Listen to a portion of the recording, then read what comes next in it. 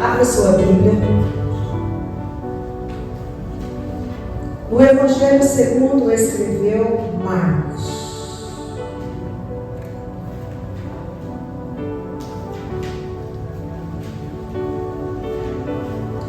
Evangelho segundo escreveu Marcos, capítulo 4, a partir do versículo 35, diz assim a palavra do Senhor. E naquele dia, sendo já tarde, disse-lhes: passemos para outra margem. E eles, deixando a multidão, o levaram consigo, assim como estava no barco. E havia também com eles outros barquinhos. E levantou-se grande temporal de ventos, e subiam as ondas por cima do barco, de maneira que já se enchia de água. E ele estava na popa, dormindo sobre uma almofada. E despertaram-no, dizendo: Mestre, não te importas que pereçamos? E ele, despertando, repreendeu o vento e disse ao mar: cala-te, aquieta-te. E o vento se aquietou, e houve grande bonança. E disse-lhes: por que sois tão tímidos? Ainda não tendes fé? E sentiram um grande temor. E diziam uns aos outros: mas quem é esse, que até o vento e o mar lhe obedecem? Eu confesso à igreja, aos irmãos, que esse texto eu já preguei ele tantas vezes que eu já não consigo me recordar quantas vezes eu preguei. Mas hoje o Senhor vem com algo novo, algo sensacional, extraordinário, algo para mudar a sua vida. Aleluia. Quando nós falamos do Evangelho de Marcos, dentre os 4 evangelhos da Bíblia Sagrada, Marcos é o evangelho que possui um relato mais conciso, mais reduzido, mais resumido. Amém?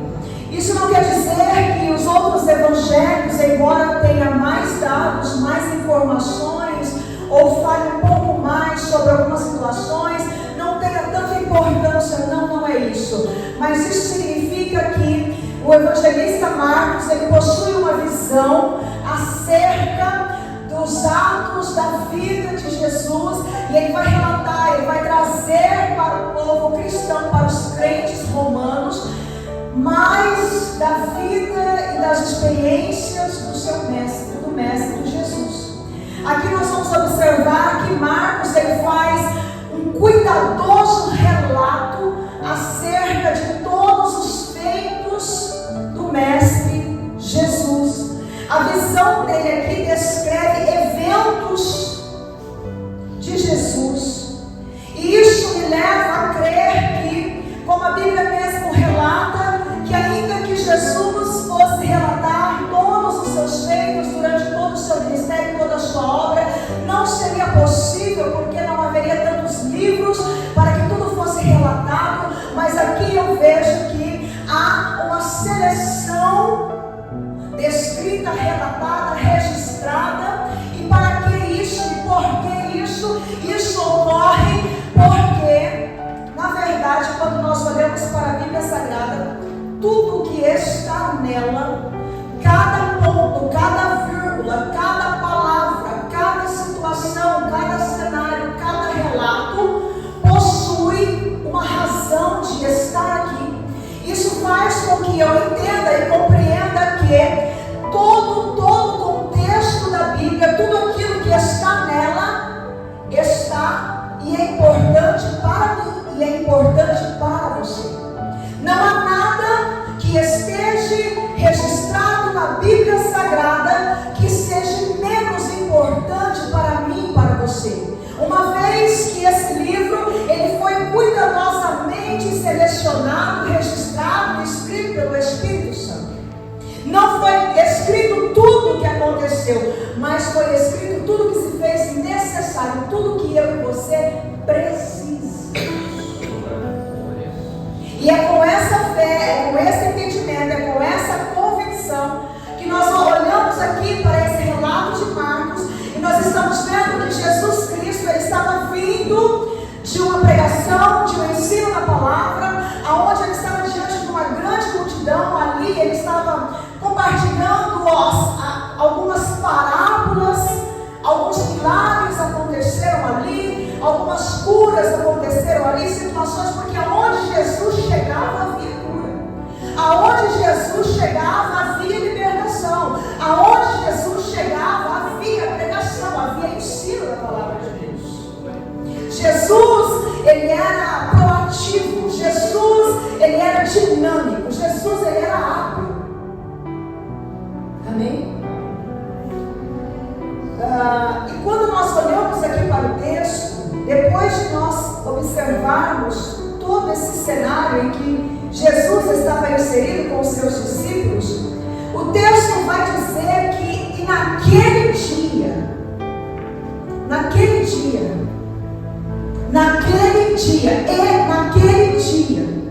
isso me leva a crer que não era mais um dia. Obviamente que os discípulos eles estavam ali numa caminhada, numa trajetória com Jesus Cristo, com o Mestre. Obviamente que eles tinham uma rotina. A rotina era ir às almas, salvar, pregar o Evangelho, realizar os milagres, a cura, a libertação. O ministério de Jesus ele é todo voltado para isso, para a manifestação do Rei de Deus. O que é a manifestação do Rei de Deus? O que é a manifestação do Rei de Deus? É o poder de Deus. É o poder de Deus operante. É o poder de Deus em ação. Então isso significa que eles estavam habituados ali. Poderia ser mais um dia. Mas o texto vai dizer, e aquele dia que me faz entender que era um dia excepcional, que era um dia diferente, que não era como os outros dias, que não era como a rotina que eles estavam habituados. Assim como eu posso dizer, hoje é mais uma sexta-feira que eu vou no culto, hoje é mais um culto que eu vou lá ouvir a palavra do Senhor, hoje é mais um dia que eu vou esperar pelo cumprimento da promessa, é mais um dia que eu terei que esperar para ver a glória de Deus, é mais um dia que eu vou olhar para os testemunhos das outras pessoas e vou ter que falar para o Senhor, Senhor, e o meu.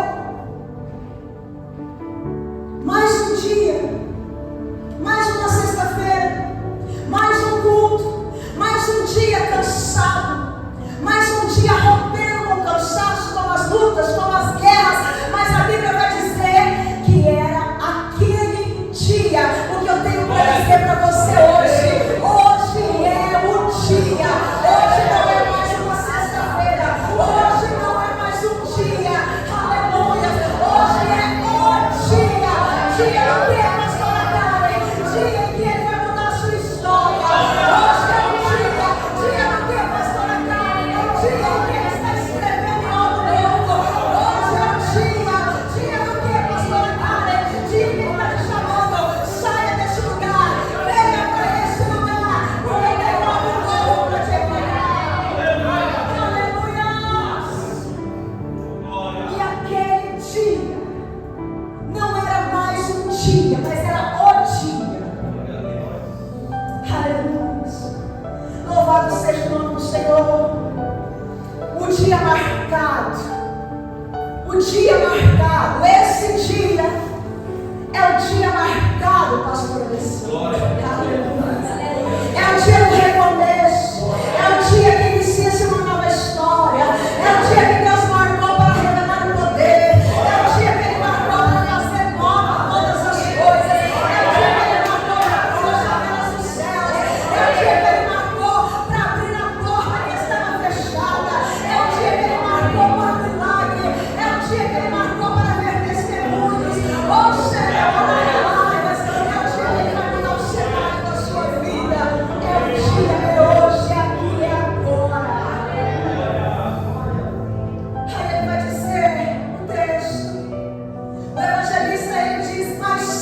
já tarde. Sendo já tarde, pastora Karen, mas eu esperei tanto tempo. Pastora Karen, eu tenho clamado, eu tenho buscado, eu tenho lutado por essa família, eu tenho lutado por esse filho, eu tenho lutado por esse trabalho, eu tenho lutado, mas o tempo passou. E quando o tempo passa, a sensação que nós temos é que nada vai acontecer mais. A sensação que nós temos é que nós estamos buscando, mas o Senhor se esqueceu. A vontade que temos, pastor Alessandro, é de falar: Senhor, e eu, olha para mim, Senhor, apressa-te, Senhor, olha o meu trabalho, Senhor, olha essa situação, Senhor, olha esse familiar, Senhor, olha meu casamento, Senhor, olha os meus sonhos, Senhor, olha a minha realidade, olha as minhas necessidades, Senhor, Senhor, Senhor. Aleluia. É tão angustiante o tempo da espera. Esperar para ver a salvação do marido é angustiante. Esperar para ver a libertação da família é angustiante. Esperar para ter uma promoção no trabalho, quando muitos estão tendo, é angustiante. Esperar para ver uma mudança no cenário da vida é angustiante. E a espera, ela tem como fundamento, parece que é desafiar a nossa fé. O tempo da espera, ele vem para desafiar a nossa fé. Aleluia. Parece que a situação vai nos esmagar. A pressão é tamanha. Você quer se manter de pé, mas a pressão te empurra para baixo. Aleluia. Mais um dia que eu vou no culto. Mais um dia que eu vou me arrumar. Mais um dia que eu vou esperar. Mais um dia para vencer o cansaço. Mais um dia. Mais um dia. É só mais um dia. Não é mais um dia. Não é só mais um dia. Queria te explicar uma coisa. Tudo isso que acontece, todas as adversidades, todas as dificuldades que vêm, e você olha para todo esse cenário, e muitas vezes esse cenário, ele tem ele tem uma habilidade de roubar de nós a nossa força, de enfraquecer a nossa fé muitas vezes, de nos abater. Mas eu quero dizer que tudo isso são situações que estão acontecendo à sua volta, que os seus sentidos, os sentidos do teu corpo conseguem captar e conseguem processar. Isso é o que os sentidos do teu corpo conseguem captar e conseguem processar. O Senhor abençoa todo mundo, mas a minha bênção está diferente, está demorando. O Senhor tem agido na vida de muitas pessoas, mas eu já faz muito tempo que eu estou esperando. Tudo para mim é mais difícil do que para o outro. Senhor, a luta está muito grande, a batalha está muito grande. São situações que os teus sentidos conseguem captar e processar. Aleluia. Quando Jesus vai se dirigir aos seus discípulos, os discípulos estão esperando, óbvio, pastor Alessandro. Sabe por quê? Porque imagina, o texto vai dizer já tarde. Isso me leva a pensar que fazia muito tempo que eles estavam ali pregando, realizando a obra, e eles estavam diante de uma grande multidão, e uma multidão de pessoas também é uma multidão de problemas. Provavelmente eles estivessem exaustos, e no final da tarde, quando Jesus vai até eles, qual é a expectativa? Nós vamos agora descansar. Só que quando Jesus se dirige até eles, a expectativa deles é uma, mas a atitude do mestre é outra. Eles estão esperando: o Senhor, vamos descansar. Afinal de contas, estávamos diante de uma multidão, estamos cansados. Mas Jesus disse: não, você vai passar para outra margem. Jesus chega diante deles e não fala: não, nós vamos descansar. Fala para eles: passemos para outra margem. Aleluia. Quantas vezes nós pensamos: já é tarde, não tem jeito mais não, já era tarde. Provavelmente eles queriam descansar, Mas Jesus não pensou, já era tarde. Ainda há tempo. O que o Senhor está dizendo, não é tarde, não. Não é tarde para mim. Não é tarde para você. Não é tarde para a realização desse sonho, do desejo deste coração.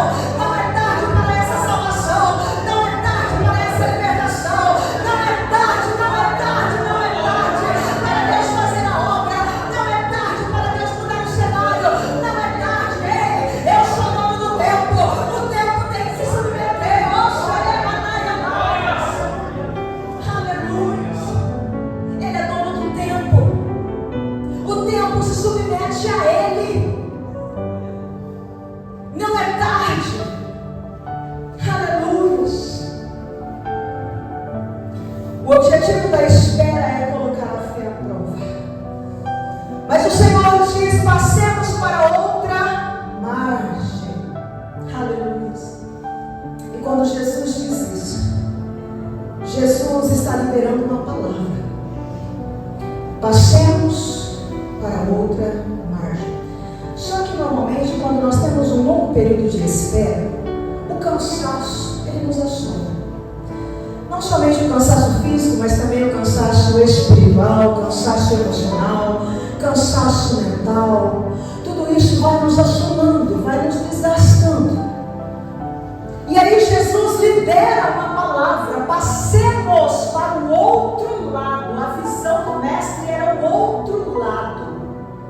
E Jesus aponta o outro lado para eles, mas naquele momento eles não prestam atenção na palavra que foi liberada. Eles não prestam atenção na palavra que foi liberada. É por isso que quando o Senhor está falando pela palavra, a igreja tem que ficar muito atenta, porque uma palavra muda sentença. Uma palavra muda história. Uma palavra salva vidas, cura, liberta. Uma palavra. Eles não prestaram atenção na palavra que Jesus estava liberando ali para eles naquele momento. Ora, se Jesus diz: passemos para o outro lado, o que Jesus está dizendo aqui? Vocês estão aqui, vocês estão do lado de cá. O lado de cá está a multidão. Mas o que eu tenho para vocês agora não é mais o lado de cá. O que eu tenho para vocês agora é o outro lado. O que eu tenho para vocês agora é a outra margem. O que o Senhor está dizendo? O cenário até hoje foi esse. O cenário da sua vida até aqui foi esse. Mas daqui para frente, de hoje para frente, não será mais esse. Porque ele diz: vocês estão aqui, mas vocês vão passar para outra margem. Vocês estão de um lado, vocês estão num cenário, mas eu vou tirar vocês aqui e vou levar vocês para outro cenário. Outro ambiente, outro cenário. Não seria mais aquele, agora é do outro lado. É outro cenário, outro ambiente. Aleluia. Outra realidade. O Senhor está dizendo: hoje é o dia. Chegou a hora. Aleluia. Chegou a hora, chegou o dia que o Senhor marcou para você mudar a realidade da sua vida. E o texto vai dizer: e eles deixaram a multidão. Para ir para o outro lado é preciso deixar a multidão. O que representa a multidão aqui? Multidão é coisa grande ou pequena, igreja? É grande. Multidão representa coisas grandes. O que representa a multidão? Multidão, muitas pessoas, muitos problemas. Multidão, coisa grande, problema grande. Aleluia. O que o Senhor está dizendo aqui, aleluia. Imagine uma grande multidão, cheia de problemas, diante de um que tem a solução para resolver todo e qualquer problema. O problema é grande, a multidão é grande, são muitas as dificuldades, são muitos os problemas, mas Ele é aquele que tem a solução para todos os problemas. Ele é aquele que resolve todo e qualquer problema.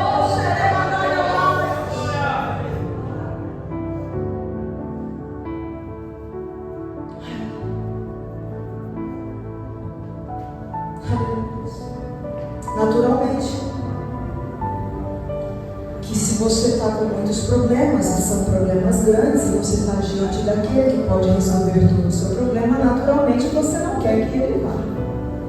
Você quer ele. Você quer impedir ele de ir, de prosseguir. Você quer manter contigo. Aleluia. Mas aqui também nós podemos encontrar uma outra vertente. Uma vertente que pode impedir eles de seguir para o propósito. Uma multidão agora que impede eles de avançar, que impede eles de atravessar, que impede eles de entrar no novo ambiente que o Senhor tinha preparado para eles. Que multidão é essa? Multidão da insegurança. Que multidão é essa? Multidão, aleluia, da incredulidade. Que multidão é essa? A multidão, aleluia, que vem para roubar a sua paz. A multidão da instabilidade financeira. A multidão das preocupações. E são tantas preocupações, são tantas inseguranças, são tantos medos. Oh, xeremanaialaios. A multidão tenta Deus. A multidão do desemprego, escassez financeira, multidão de tristeza, preocupações, frustrações, que nada mais são do que expectativas que não foram correspondidas e que posteriormente levam um grande desânimo. Aleluia. Mas nada disso detém eles agora. Nem as preocupações, nem a insegurança, nem as frustrações, nem a ansiedade, nem o desemprego, nada tem o poder de detê-los. De um lado a multidão, do outro lado Jesus chamando, passemos para cá. Só que entre a multidão e a promessa, e Jesus está falando, deixa a multidão aí, deixa a preocupação aí, deixa a insegurança aí, deixa a incredulidade aí, vamos para o outro lado. Só que entre a promessa e a multidão existe um mar. E para eles chegarem agora até o cumprimento da promessa, eles têm que avançar este mar, não tem outro caminho. E o problema é que seres humanos, eles não andam sobre as águas, eles andam sobre terra firme. Aleluia. Pastora Karen, o que representa este mar? Representa os impedimentos que surgirá. Pastora Karen, o que representa este mar? Representa os obstáculos. Pastora Karen, o que representa este mar? Representa a dificuldade. Ué, mas o Senhor me trouxe até aqui para enfrentar tudo isso. Mas espera aí, Senhor, eu estou no centro da tua vontade, eu estou cumprindo a tua vontade, eu estou fazendo o que o Senhor mandou eu fazer, e eu estou enfrentando essa luta. Senhor, como assim? Senhor, eu estou seguindo todas as tuas orientações, e agora eu estou tendo que enfrentar esses obstáculos todos. Quanta luta, quanta dificuldade, quantas barreiras. Senhor, Senhor. Quando Jesus entrega uma promessa, barreiras haverá, impedimentos haverá, surpresas você encontrará no caminho. Não se surpreenda com isso. O texto vai dizer que havia outros barquinhos. Ora, se havia outros barquinhos, isso me leva a pensar que Jesus tinha opções. Ele não precisava ter entrado naquele barco como aqueles discípulos, mas eles tinham muitos outros barquinhos, e Jesus poderia ter sido convidado. Senhor, vem no meu barquinho. Muitos poderiam ter convidado, porque todos queriam o mestre, ninguém queria se apartar do mestre. Então, se havia outros barquinhos, havia também outras oportunidades. Só que eles foram inteligentes, os discípulos, porque eles trouxeram Jesus para o barquinho deles. O que isso significa? Significa que, ainda que haja direção, ainda que haja orientação, ainda que você esteja no centro da vontade de Deus, o que vai garantir que você vai chegar num propósito, e você vai ter um propósito vitorioso, é trazer Jesus para a sua navegação. Trabalhe com Jesus, passe um dia com Jesus, viaje com Jesus. Traga Jesus para a sua navegação. Por que, pastora Karen? Porque os outros barquinhos que Jesus não estava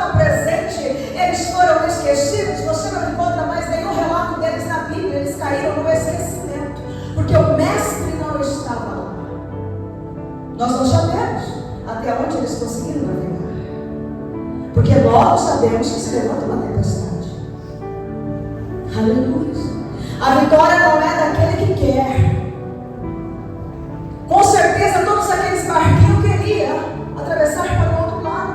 Mas a vitória não é daquele que quer. A vitória é daquele que ouve a palavra de Jesus e não esquece, e não se tem desapercebido.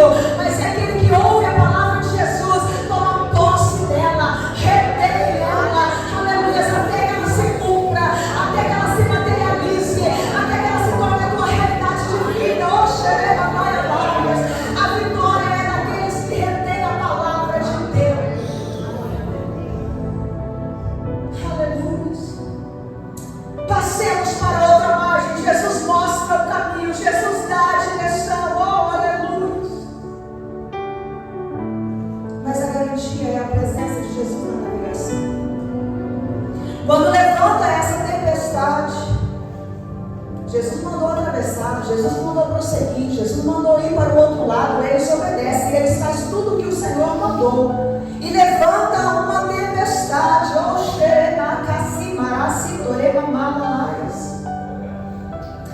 a Bíblia vai dizer que o barco se enchia de águas. Senhor, mas o Senhor mandou a gente ir para lá, mas agora o nosso barquinho está enchendo de água. Essa é a visão natural. O barco vai naufragar. Porque você tem um barquinho a remos, que está no meio de um mar, se levanta uma tempestade de ventos e faz com que esse mar, com que essas águas fiquem revoltas, e vai enchendo esse barco de água. Senhor, eu estou fazendo o que o Senhor mandou, mas a luta está cada dia pior, o levante está cada dia pior, e eles estão navegando aonde o Senhor mandou, e o barco está enchendo de água, e está enchendo de água. A visão natural vai afundar. Vai afundar.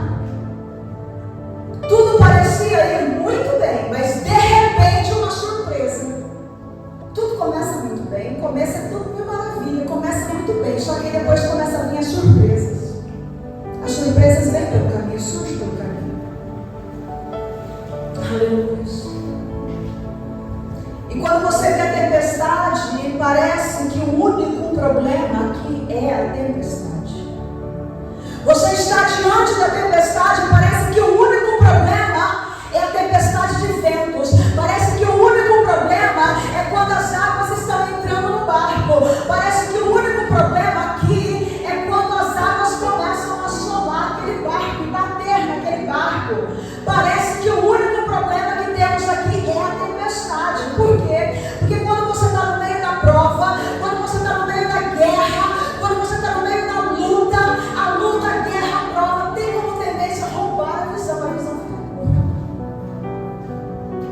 Isso é um fato do mundo espiritual. A visão fica curta. Você está no meio de uma tempestade, você não consegue visualizar além. Você só consegue visualizar aquilo que está em volta de você. Você não consegue ter uma visão ampla. Aleluia. O único problema aqui é a tempestade. A única coisa que eles conseguem ver aqui é a tempestade. Eles só conseguem enxergar a tempestade na frente. Só vento, só água. Muitas vezes nós somos assim. Quando nós estamos passando pela prova, você está passando pela prova no trabalho, você só pensa no trabalho, você só pensa na prova. Você está passando pela prova com o marido, você só pensa na prova que você está passando com o marido. Você faz tudo que você vai fazer, você faz no automático, porque você só consegue visualizar a prova, você só consegue visualizar a dificuldade, você só consegue visualizar as barreiras, só consegue visualizar os desafios, você não consegue visualizar mais nada, só isso. Parece que esse é o único problema que temos aqui. Mas a Bíblia, a verdade, é que quando nós examinamos cuidadosamente esse texto, nós vamos perceber que o enfoque do texto não é a tempestade, como parece. O problema aqui não é a tempestade, como parece. O seu problema não é a tempestade, como parece. O seu problema não é as guerras, como parece. Como assim, pastora Karen? Sim, nós vamos ver aqui. O problema deles não era o vento.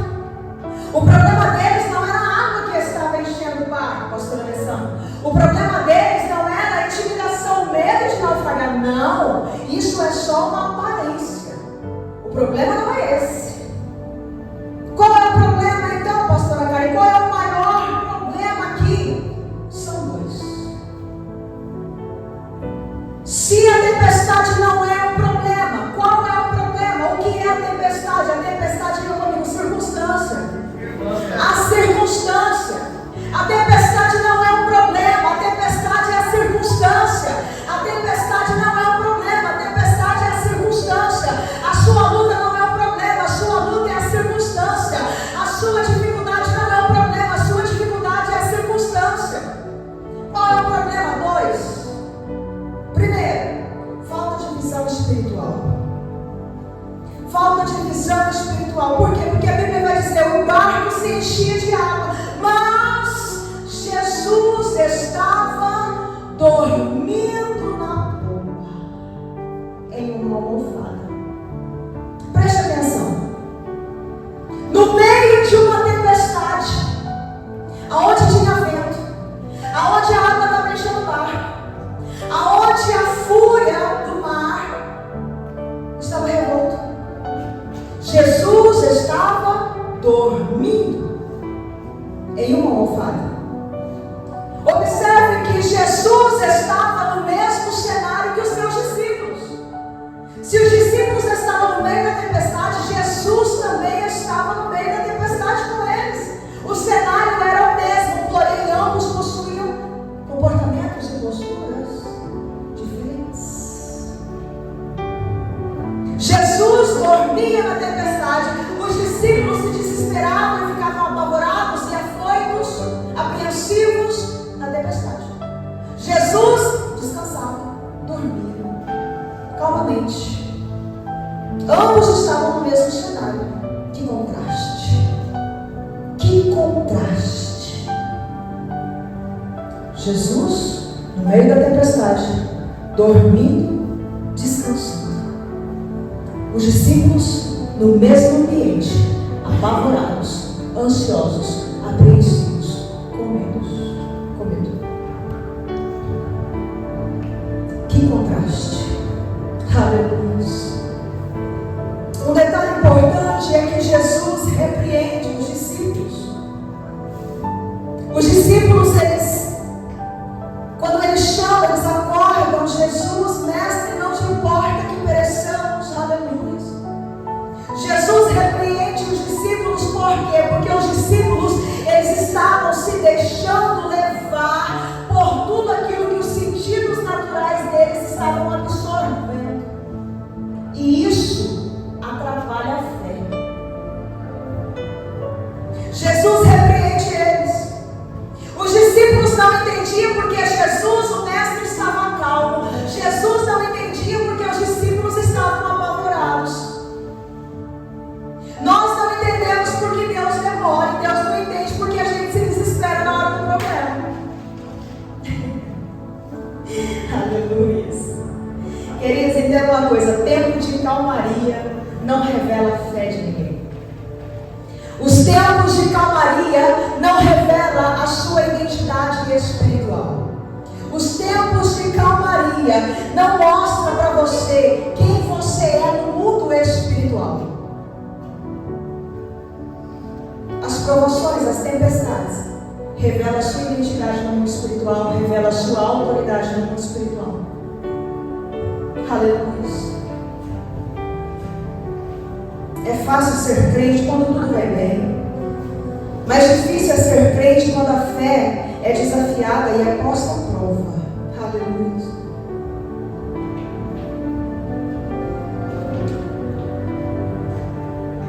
Jesus, quando repreende os discípulos, ele deixa algo muito claro: que os seus discípulos poderiam facilmente ter resolvido aquele problema. Os discípulos poderiam facilmente ter resolvido o problema, porque o problema aqui não é a tempestade. Se os discípulos tivessem se lembrado de que o Senhor disse: passemos para o outro lado, lá é o objetivo, lá é onde nós vamos chegar. Se eles tivessem dado atenção à palavra, se eles não tivessem esquecido da palavra, eles saberiam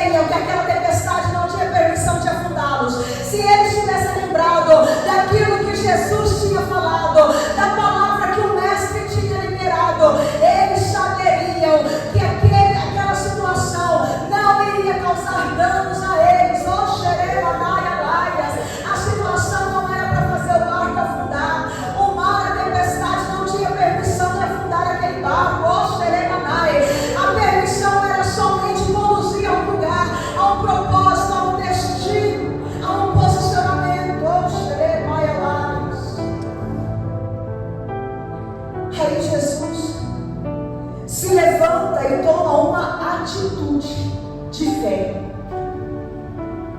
Jesus toma uma atitude de fé. Muitas vezes nós podemos pensar, não, aquela tempestade se acalmou porque o Filho de Deus estava naquele barco e ele, por ser o Filho de Deus, ele estendeu a mão, acalmou-se o vento e a tempestade. Mas quando Jesus repreende os seus discípulos e deixa muito claro no texto que ele estava esperando que os seus discípulos tivessem aquela atitude, quando ele vira para os discípulos e diz: ainda não tendes fé? Vocês poderiam ter resolvido esse problema e ainda não tendes fé? Por que sois tão tímidos? Por que sois tão tímidos? Por que vocês não têm atitude? Por que vocês não agem? Por que vocês não reagem? Quando Jesus diz isso, Jesus deixa claro que Jesus estava esperando uma atitude. Eles não têm. Então Jesus se levanta e Jesus tem uma atitude, diga comigo, atitude de fé. O problema não era a tempestade, o problema era a falta de atitude de fé. Pastora Karen, mas não era porque se levantou Jesus? Não. Porque se Jesus deixou claro que os seus discípulos poderiam ter resolvido o problema, então a questão aqui não é a presença de Jesus ali, mas é o ato de Jesus. Então qual é o propósito daquela tempestade? Qual é o propósito daquela adversidade que se levanta no meio do caminho? Qual é o propósito daquele desafio que se levanta entre a multidão, o cenário anterior e a visão do propósito de Deus? Qual é o objetivo? O único objetivo, pastor Alessandro. Tudo isso aconteceu para um único objetivo. Que objetivo? Levar os discípulos a ter um posicionamento, uma atitude de fé. Eles andavam com Jesus, eles andavam. Eles caminhavam com Jesus, eles caminhavam. Eles viam milagre, eles viam. Eles tinham experiência, eles tinham. Mas o que faltava para eles? Atitude de fé. Aquele era o dia do quê? Dia que o Senhor marcou para quê? Porque eles estavam acostumados a ver milagre na vida de muitas pessoas, mas aquele dia era o dia que eles iriam viver o próprio milagre. Esse é o dia em que o Senhor vai te levantar, para que você possa viver o seu próprio milagre, para que você tenha o seu próprio testemunho, para que você tenha a sua própria experiência com Deus, e você não somente ouvirá, mas você viverá a glória de Deus.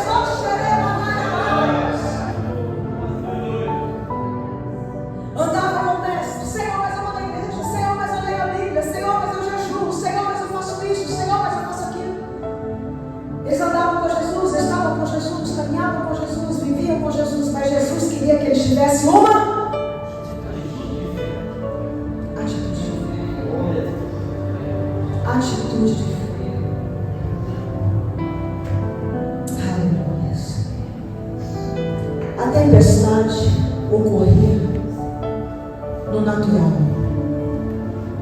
mas o controle e a solução dela estava no sobrenatural. Os discípulos estavam olhando com olhos naturais e absorvendo toda a percepção do ambiente naturalmente. Jesus estava descansando no barco, mesmo estando no mesmo cenário que os seus discípulos, no meio da tempestade, porque Jesus possuía uma visão sobrenatural de toda aquela tempestade. O que falta, em primeiro lugar, visão. Por quê? Porque por detrás de tudo aquilo que acontece no mundo natural existe uma ação sobrenatural por detrás. A palavra do Senhor diz que a nossa luta não é contra a carne, contra sangue, mas a nossa luta é contra principados, potestades, hostes malignas, nos lugares e nas regiões celestiais. O que ele está dizendo? Olha, a luta de vocês não é contra o trabalho, não é contra a pessoa, não é contra o vizinho, não é contra a família, não é contra o fulano, não é contra o bergano, não. A luta de vocês é espiritual. Ele está dizendo existe uma força espiritual agindo por detrás dessa situação. Jesus olhava para a tempestade e Jesus viu que estava agindo por detrás da tempestade. Ele sabia que a tempestade não iria